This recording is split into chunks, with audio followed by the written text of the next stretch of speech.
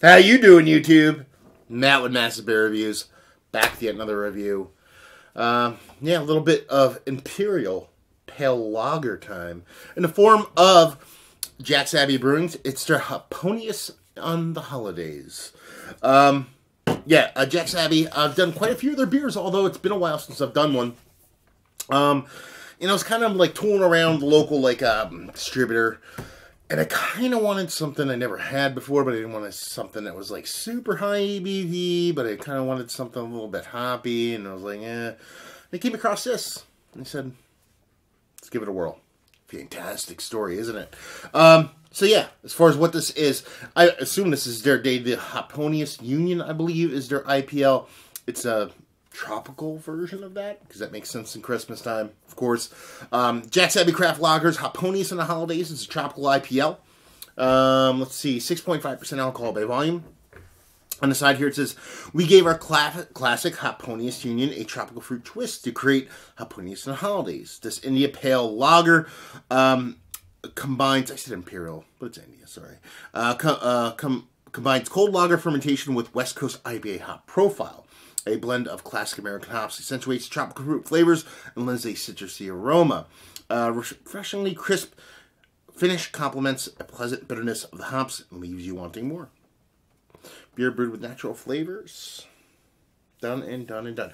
The beer brewed with natural flavors things, hopefully that's not like an extracty thing that they tend to do out there in kind of some of those West Coast breweries, but yeah.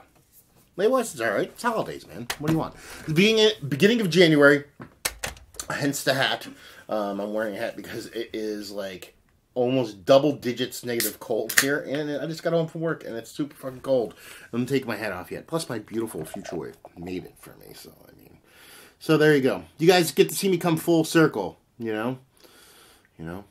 Tattoos, glasses, now I'm wearing a knit hat, so you can just retire me to hipsterdom, whatever the fuck you want to call it, but no apologies here. Anyway, Fruit Abounds. Absolutely amazing coming from there. It smells like super sticky. It smells like juicy fruit, basically. Bubblegum.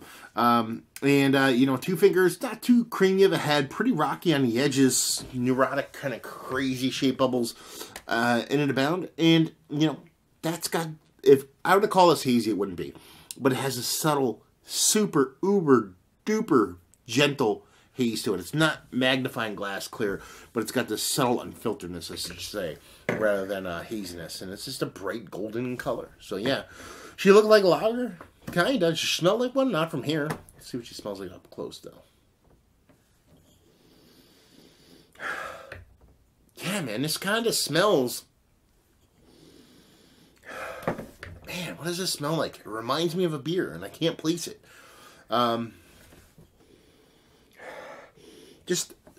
There's that piney, kind of slightly piney, danky kind of hop thing going around, but the sweetness is all on top of that. It's definitely like a citrusy kind of tropical fruit vibe, but it's definitely in that bubblegum range. It's not in that kind of juicy realm of things. It's more of like a bubblegum thing going on. Nice, sweet. My snot's a little clogged up, so maybe we're not getting the best nose off of it. But yeah, she's big, she's bold.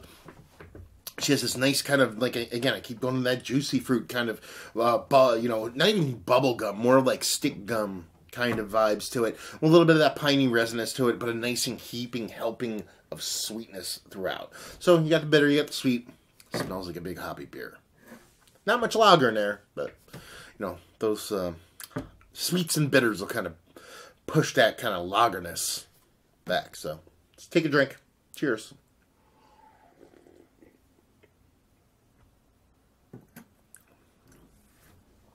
Man, this reminds me of a beer so much, I can't put my fucking finger on it. I can't remember what this is.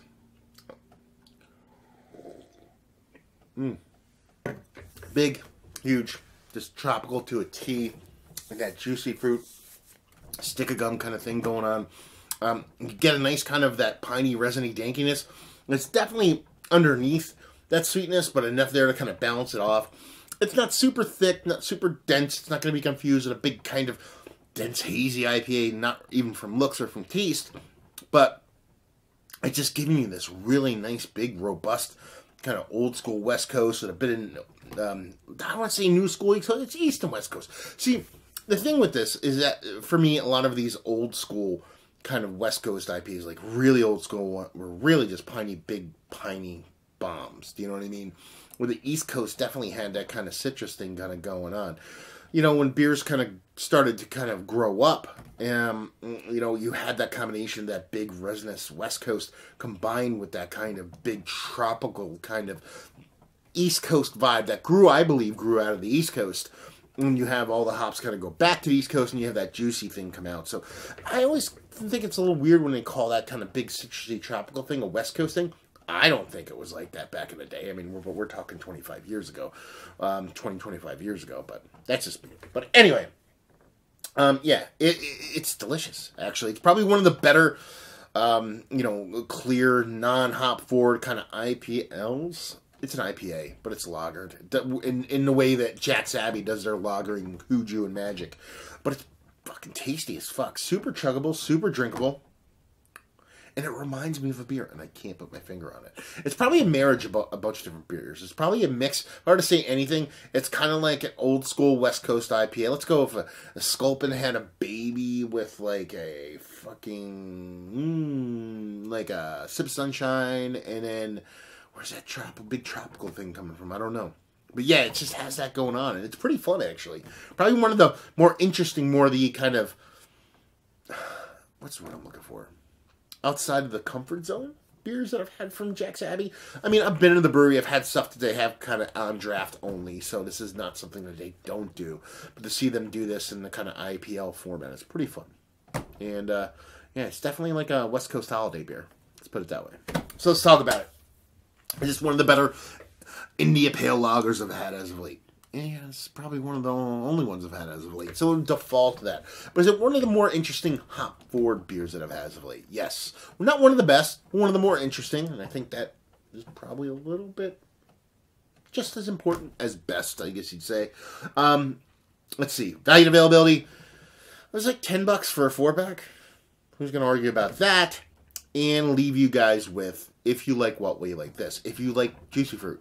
Basically, if you like juicy fruit and West Coast hops, it's kind of the perfect marriage of those two. You're getting that big, kind of bold, kind of West Coast kind of IPA, but then you're adding that really kind of candied. I have nothing but juicy fruit to tell you, so that's all you're gonna get from me. Juicy fruit kind of vibe coming off the top of it that just kind of makes it kind of extra special, and I kind of like it. So there you go, another review in the books. Hopefully, you guys enjoyed the review. If you didn't, anywhere in between, down there, words and stuff and things. Want to check this dude out anywhere else? Facebook, Twitter, Instagram, Untapped. Massive Beers, all 4 of those places. I'm going to go a step further. Kind of rehashing, reinvigorating, redoing, bringing back the old podcast I used to do. For those that don't know, I used to do a radio show back in the day. Did a ton of brewer reviews, like over 100. Everybody from Treehouse to Carton, Sam Adams, to everybody in between. And I kind of brought all those old interviews back online on a podcast. I'm going to start adding new content. I'm going to actually get a couple friends together, let them do their thing on there too, not just with me, but individually. So go check that out if you have a chance. Go on there in iTunes and Stitcher and the whole 9.